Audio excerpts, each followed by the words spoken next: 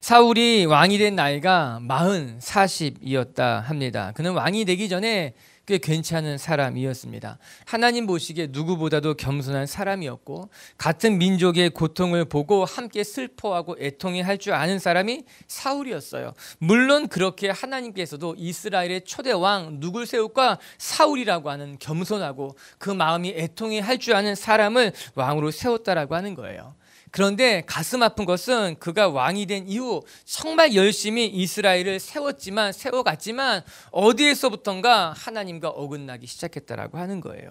그는 왕이 된 후에 조직을 개편하기도 하고 사람을 뽑아서 군대를 만들기도 했어요. 이 주변 나라들로부터 이스라엘을 지키기 위해서 여러 가지 면에 있어서 수고하고 애썼다라고 하는 거예요. 그러던 중에 오늘 본문에 나온 것과 같이 블레셋과 첫 번째 전쟁을 치르게 되었습니다. 사울이 이스라엘을 강하게 만들어가는 것이 주변 나라들에게 있어서, 특별히 블레셋에 있어서는 그리 좋게 보일 리가 없었겠지요.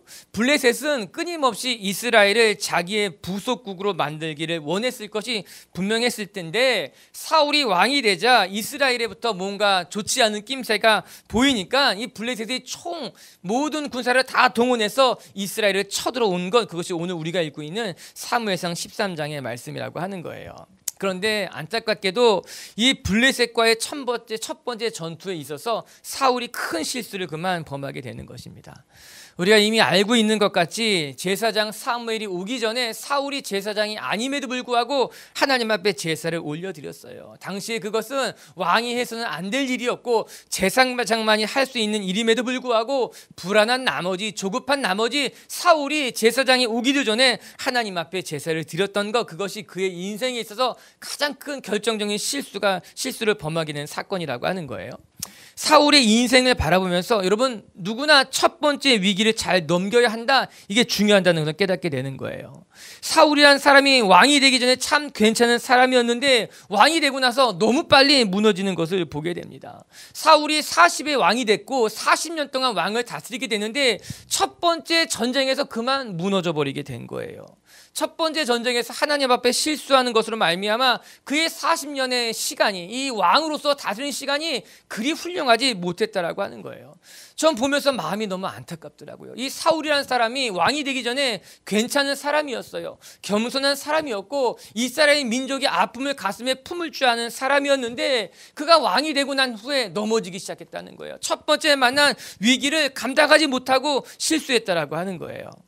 여러분, 우리의 삶에 있어서 첫 번째 위기를 잘 이기는 것이 중요합니다. 첫 번째 어려움을 만나고 첫 번째 시험을 만났을 때 그것을 어떻게 이기는가가 앞으로 우리가 맞이하게 될 어려움을 이기는 어떤 일종의 기준점이 되기 때문인 거예요. 사울은 이 첫 번째 위기에서 실족해버린 거예요.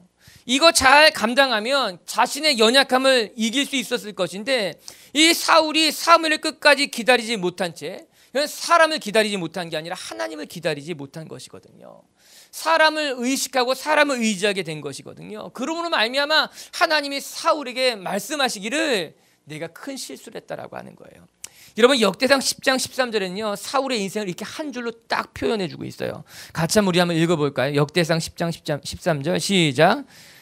사울이 죽은 것은 여호와께 범죄하였기 때문이라. 그가 여호와의 말씀을 지키지 아니하고 또 신접한 자에게 가르치기를 청하고, 사울이 하나님 앞에 범죄한 것은 그가 하나님의 말씀을 지키지 아니하였다라고 역대상이 그의 인생을 그렇게 평가하고 있다라고 하는 거죠.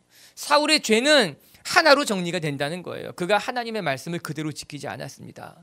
그가 만난 위기의 상황에서 그는 하나님의 말씀을 따르지 않고 이미 자기 임의대로 대처했다라고 하는 거예요. 그 시점으로부터 사울이 무너지기 시작했다라고 하는 거예요. 우리 빛의 교회 성도 여러분, 우리가 만나는 여러 가지 위기들 속에서 그 위기를 잘 극복하고 넘기는 분들이 되어야만 됩니다. 특별히 내가 첫 번째 고비라고 생각되는 순간이 있다면 그 순간을 잘 넘겨야 되는 거예요. 그 첫 번째 고비를 잘 넘기면 그 고비를 넘긴 기억들이 그 뒤에 다음 세 번째, 네 번째 고비 때 우리가 이기는 힘이 된다라고 하는 거예요.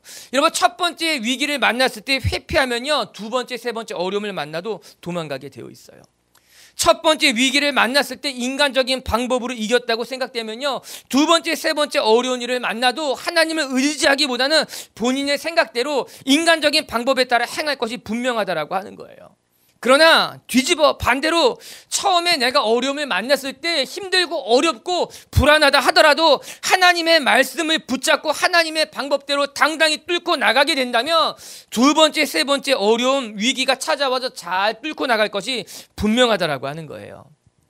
우리 빛의 성도 여러분, 2016년이 시작됐는데 올해도 여러분 삶에, 올해도 여러분이 만나는 어려움과 위기가 있겠죠. 전 그때마다 여러분이 지혜롭게 하나님의 말씀에 따라 잘 대처해 나가고 이어나가는 분들이 되길 주님의 이름으로 축복합니다.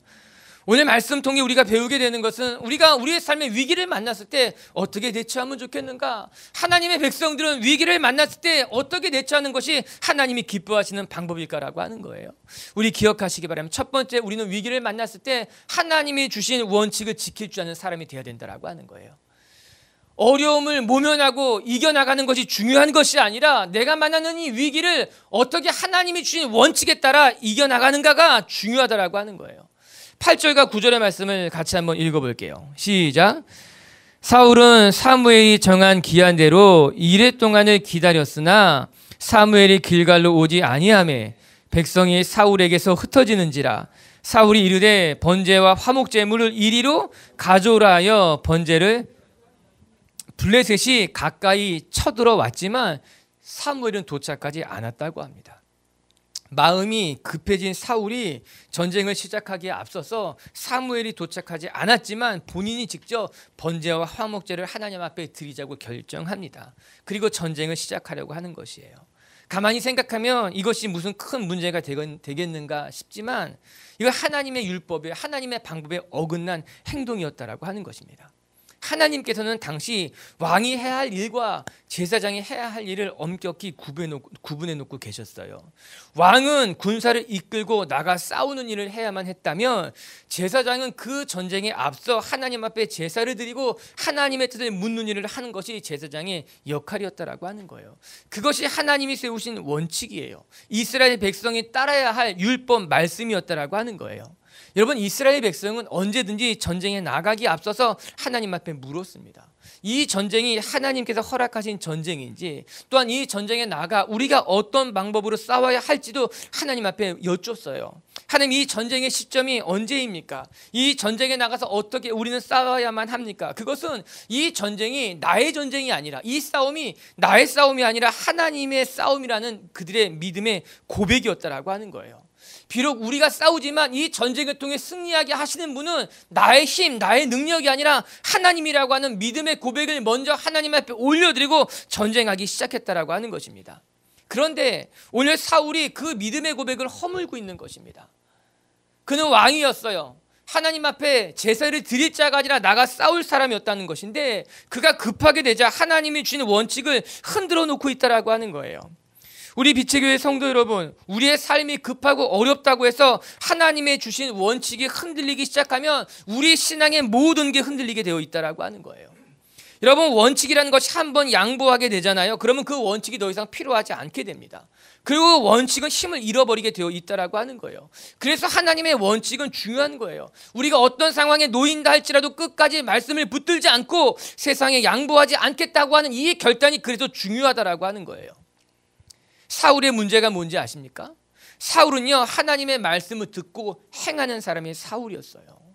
하나님께서 이스라엘에게 왕을 세울 때 하나님께서 계획하신 계획은 왕은 하나님의 말씀을 듣고 따르는 사람이 왕이었다라고 하는 것입니다. 그게 하나님의 어떤 영적인 질서였다라고 하는 거예요. 하나님은 말씀을 하고 지시를 하고 그 지시를 따르는 것이 왕이었다라고 하는 것입니다. 그런데 사울은 자기의 뜻에 따라 나라를 이끌어가기를 원했다라고 하는 거예요. 하나님의 지시를 듣고 움직이는 것이 아니라 자기 뜻에 따라 자기의 생각에 따라 움직인다고 하는 것, 결국 사울의 결정적인 문제는 무엇이었는가? 하나님의 영적인 질서를 허물어 버렸다고 하는 것입니다. 하나님은 말씀을 주시는 분이고 하나님은 명령하시는 분이고 그것을 따르고 지키는 것은 사울, 우리가 돼야 되는데 그 질서를 깨트린 것이 사울의 결정적인 문제였다라고 하는 거예요. 사랑하는 성도 여러분, 여러분의 인생에 하나님의 자리를 여러분이 차지하지 않게 되기를 바랍니다. 결국 우상 숭배는 무엇일까? 그것은 하나님의 자리에 나를 가져다 놓는 거예요. 하나님께서 말씀하실 때 내가 이야기한다라고 하는 거죠. 여러분, 그것은 뒤집어져요. 하나님은 말씀하시고 우리는 순종하는 거예요. 우리도 하나님의 음성을 듣고 따르는 것이 우리가 해야 할 일이었다라고 하는 것입니다. 사울은 상황이 아무리 급박하다 하더라도 그 상황에 쫓겨서는 안 됐습니다. 아무리 자기의 마음이 급하다고 해서 자기 뜻대로 행했으면 안 됐다라고 하는 것이에요.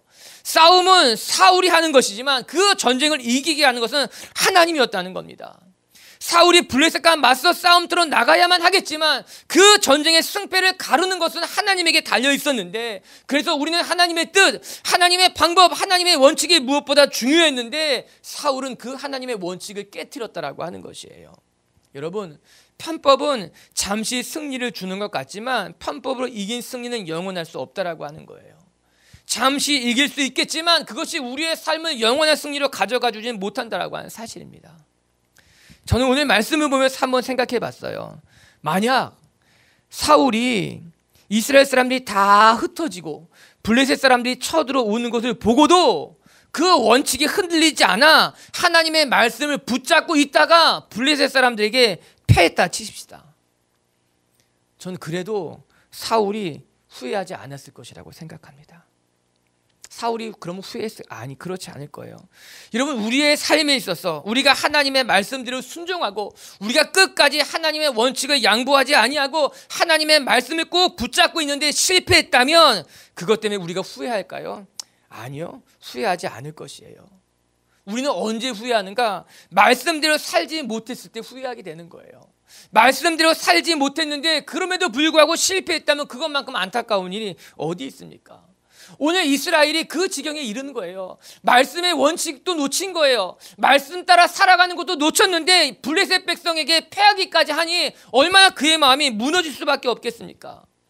우리는 그때 그 생각을 합니다. 내가 차라리 하나님의 말씀은 지킬 것, 내가 차라리 하나님의 말씀대로 순종할 걸, 내가 차라리 신앙만큼은 양보하지 말 걸, 이런 후회를 우리가 하게 되는 것 아니겠습니까?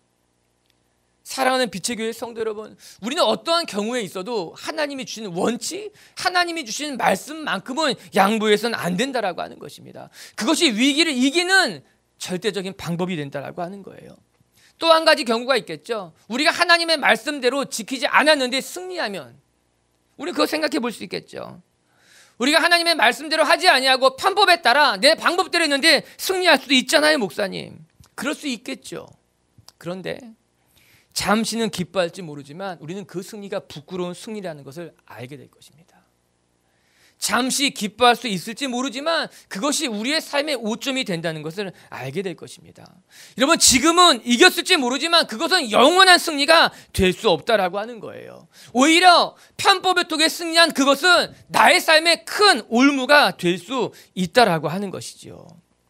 사랑하는 빛의 교회 성도 여러분, 어려운 일을 만날 때마다 무조건 이기고자 하는 그 어리석은 마음에서부터 벗어나 오히려 우리의 신앙의 원칙, 하나님께서 말씀하신 영적인 진리를 잘 지켜서 우리의 신앙에 따라 승리할 수 있는 저와 여러분들이 되길 주님의 이름으로 축복합니다. 두 번째, 우리의 삶에 있어서 우리가 위기를 만났을 때 중요한 것이 무엇인가? 이 믿음의 확신을 가져야 된다는 거예요. 좀 다른 말로 표현해 본다면 신앙의 배짱이 있어야 된다라고 하는 것입니다. 저는 그 표현이 좀 더 어울릴 것 같아요. 여러분, 우리의 삶에 신앙의 배짱이 있어야 된다는 거예요. 5절의 말씀을 같이 한번 읽어볼게요. 5절 시작.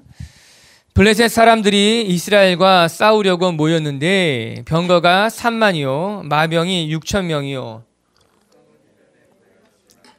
그들이 올라와 베두아인 동쪽 믹바스에 진을 치매 블레셋 사람들이 이스라엘을 치기 위해 모인 숫자가 대단했다고 합니다.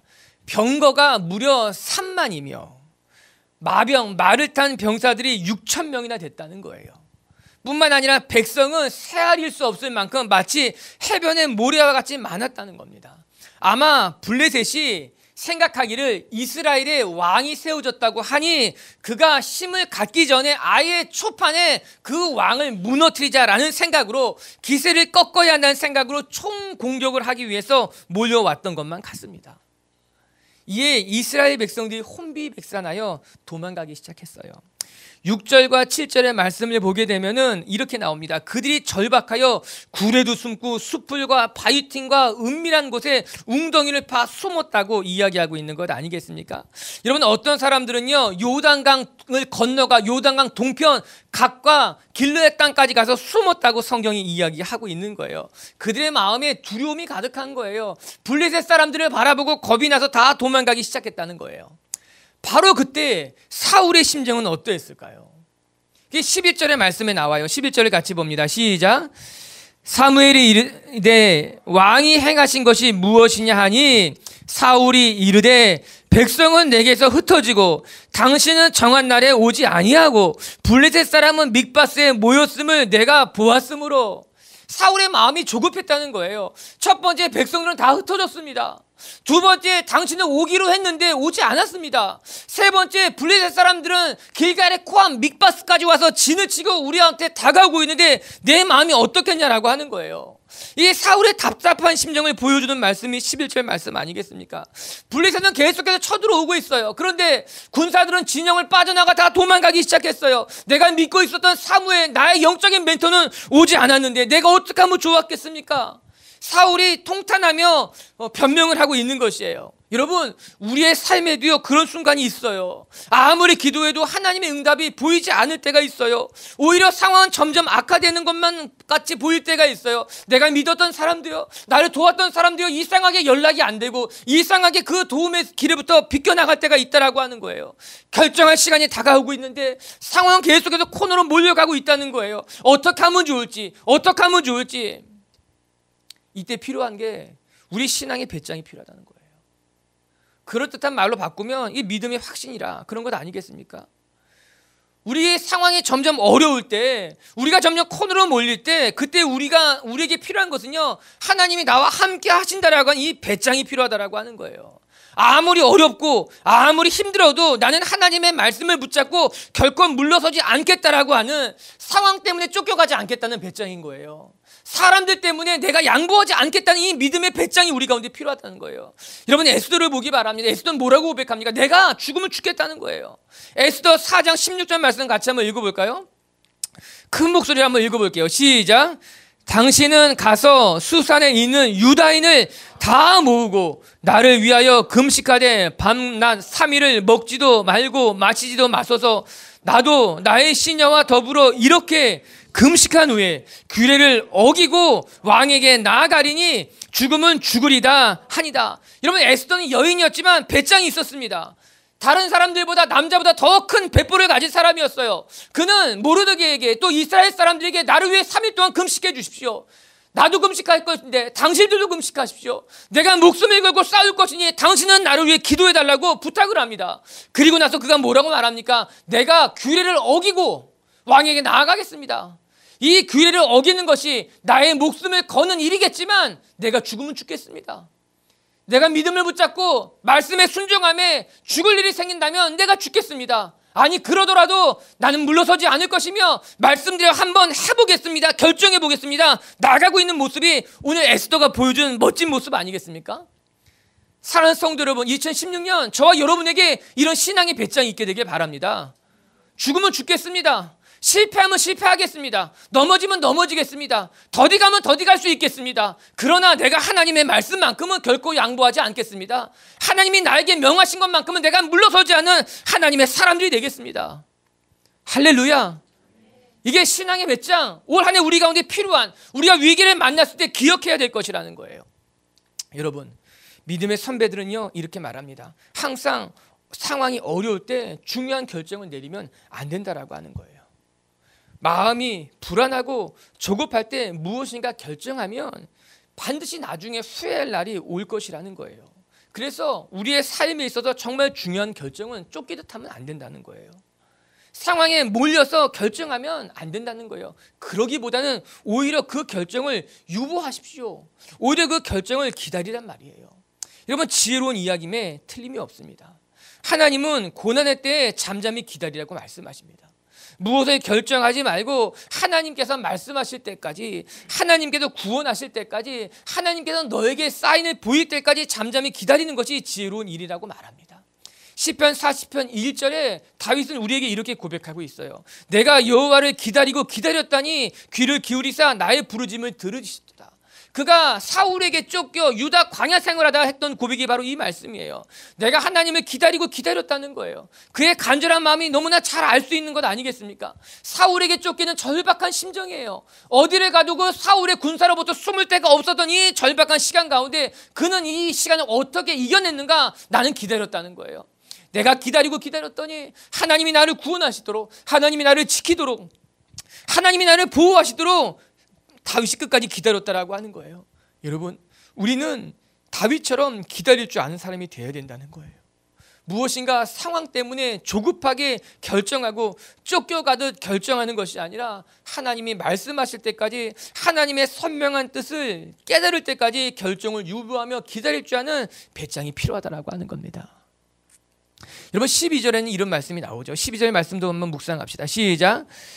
이에 내가 이르기를 블레셋 사람들이 나를 치러 길갈로 내려오겠거늘 내가 여호와께 은혜를 간구하지 못하였다고 부득이하여 번제를 드렸나이다. 이게 사울의 이야기예요. 사람은 다 떠나가고 사무엘은 오지 아니하고 블레셋 사람들이 우리 길갈의 진영까지 밀고 내려오니 내가 부득이하여 어쩔 수 없이 번제를 드렸나이다.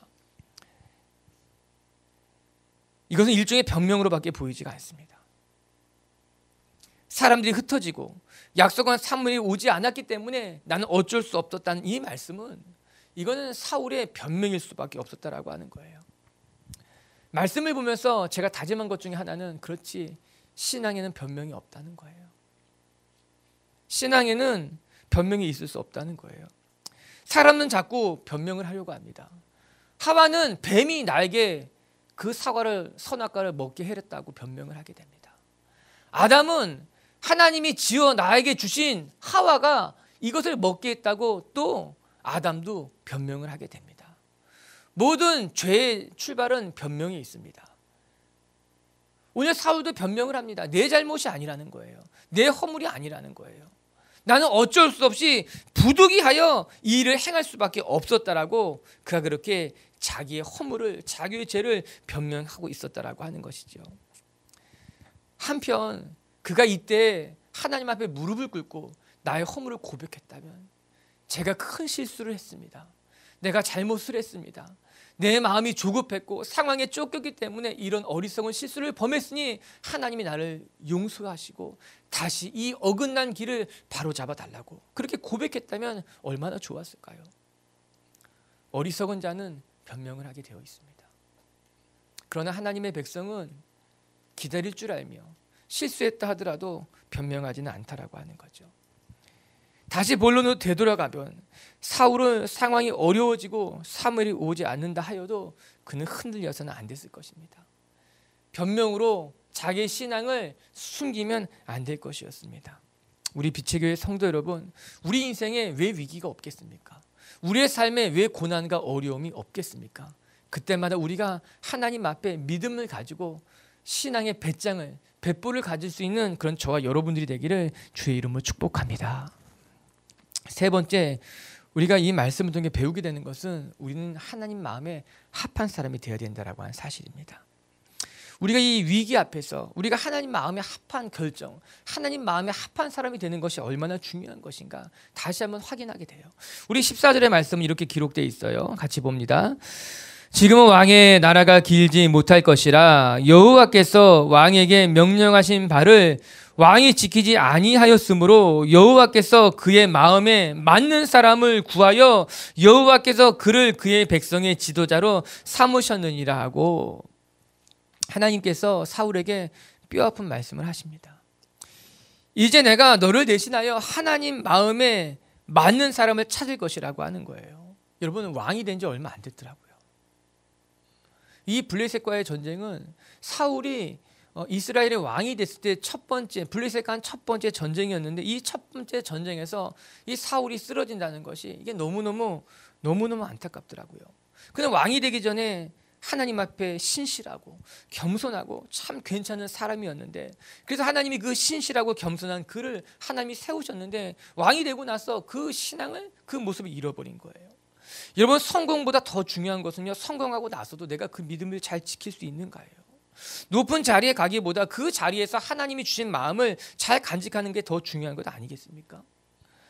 사울은 왕이 되자마자 첫 마음을 잃어버렸던 것 같습니다. 이 첫 전투를 통해서 오히려 그는 하나님 앞에 넘어집니다.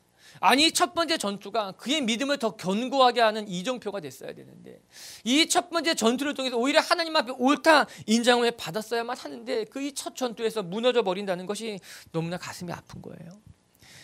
올 한 해 여러분, 첫 번째 위기에서 승리할 수 있게 되길 바랍니다. 하나님의 말씀에 귀를 기울여 보면요, 하나님은요, 하나님의 마음에 합한 사람을 찾으신다는 거예요.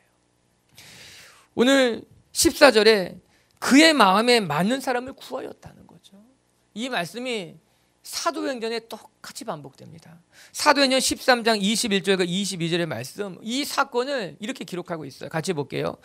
그 후에 그들이 왕을 구하거늘 하나님이 베냐민 지파 사람 기스의 아들 사울을 40년간 주셨다가 패하시고 다윗을 왕으로 세우시고 증언하여 이르시되, 내가 이새의 아들 다윗을 만나니 내 마음에 맞는 사람이라 내 뜻을 다 이루리라 하시더니, 사울은 하나님의 마음에 합하지 못했던 반면 다윗은 하나님의 마음에 합한 사람이었다. 아, 그렇구나. 오늘 우리가 하나님 마음에 합한 결정을 하는, 하나님의 마음에 합한 사람이 되는 것이 얼마나 중요한 것일까. 여러분, 오늘 말씀을 유심히 들여다보면요, 여러분, 사울이 무엇을 보고 결정했을까요? 사울의 판단 근거는 무엇이었을까요? 그거는 우리가 오늘 읽은 5절의 말씀이었을 것입니다. 5절에 보기에 병거가 3만이요 마병이 6천 명이요 백성은 해병의 모래와 같이 많았다라고 한 이 사실이었죠. 8절에 11절에 보게 되면요, 이스라엘 백성이 다 흩어지고 사무엘은 도착하지 않고 블레셋은 mik박스에서 길갈 코앞까지 밀려왔다고 하는 것이 오늘 사울이 결정을 내린 근거가 됐다라고 하는 것입니다. 다시 말하면 사울은 눈에 보이는 것에 따라서 결정했다는 거예요. 여러분, 우리의 삶에 있어서 눈에 보이는 데이터가 중요하겠지요. 객관적이라고 말할 수 있는 그 정보 데이터를 갖는 것도 중요할 것입니다. 그러나 하나님의 백성에 있어서 더 중요한 것은, 눈에 보이는 데이터도 중요하겠지만 하나님의 가르침과 언양은 그것보다 더 중요하다라고 하는 거예요. 우리의 삶의 판단 근거는 눈에 보이는 것을 넘어서서 눈에 보이지 않는 하나님의 말씀과 언약이 우리의 삶의 판단 근거와 이유가 돼야 된다라고 하는 것입니다. 사울은 눈에 보이는 것에 따라 판단했습니다. 병거가 3만이고 마병이 6천이고 해변의 모래와 같이 깨알같이 많은 군사들이 이 앞에 왔는데 하나님의 약속이 뭐 그리 중요한 것일까? 지금 내가 이것을 막지 않고 지금 이스라엘 사람들의 마음을 모으지 않고는 이 전쟁을 이길 수 없을 것이다.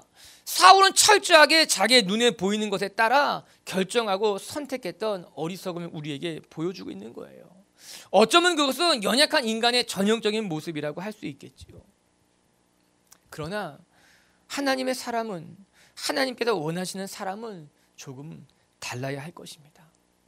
우리는 때로 눈에 보기에 어렵고 힘들고 모든 데이터가 부정적이라 할지라도 눈에 보이지 않는 하나님의 말씀을 경청하고 하나님의 말씀을 붙들며 하나님의 말씀에 따라 결정하는 사람들이 되어야 된다라고 하는 것이죠. 그것이 이방 블레셋과 이스라엘이 달라야 할 요소였다라고 하는 것입니다. 그것이 바로 하나님의 마음에 합한 사람이 내리는 결정이어야 된다라고 하는 것입니다. 우리 빛의 교회 성도 여러분, 저와 여러분이 그렇게 하나님의 마음에 합한 결정을 내릴 수 있는, 눈에 보이는 것에 우리의 마음이 현혹되는 것이 아니라 눈에 보이지 않는 하나님의 말씀에 따라 우리의 삶을 결정하고 선택할 수 있는 하나님의 사람들이 될 수 있게 되기를 주님의 이름으로 축복합니다. 우리의 삶의 위기를 만났을 때 하나님, 우리는 그 위기를 어떻게 극복하면 좋겠습니까? 오늘 세 가지를 같이 배웠는데 잊지 않게 되기를 바랍니다. 첫 번째, 위기를 만났을 때 우리에게 중요한 것은 하나님이 주시는 원칙을 지키는 것입니다. 즉흥적으로 결정하고 선택하고 따라가는 것이 아니라 하나님이 주신 영적인 질서에 따라서 하나님이 주시는 말씀의 원칙을 양보하지 않는 하나님의 사람이 되어야 된다라고 하는 거예요. 두 번째, 신앙의 배짱이 있어야 된다. 전 저와 여러분의 올 한 해 이런 신앙의 배짱이 있게 되기를 주님의 이름으로 축복합니다. 그리고 세 번째, 하나님 마음에 합한 사람이 되자. 하나님 마음에 합한 결정을 할 수 있는 사람이 되어야 된다라고 하는 거예요. 할렐루야. 그렇게 우리의 삶을 하나님 앞에 올려드리는 한 해가 될 수 있게 되길 주님의 이름으로 축복합니다.